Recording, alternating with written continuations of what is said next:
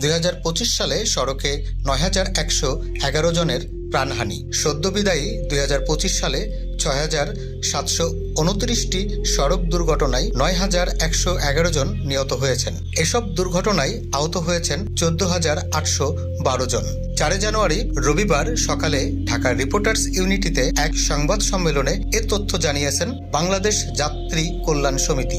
সংগঠনটি জানায় 2025 সালে রেলপথে 513টি দুর্ঘটনায় 485 জন নিহত ও 145 জন আহত হয়েছেন, আর নৌ দুর্ঘটনায় মৃত্যু হয়েছে 158 জনের। এ সময় যাত্রী কল্যাণ সমিতির পক্ষ থেকে ভাড়া নির্ধারণ, সড়ক দুর্ঘটনা নিয়ন্ত্রণ, সড়ক দুর্ঘটনার ক্ষতিপূরণ তহবিল সহ প্রতিটি সিদ্ধান্তে পরিবহন শ্রমিকদের পাশাপাশি ভুক্তভোগীদের প্রতিনিধি অন্তর্ভুক্ত করার দাবি জানানো হয়।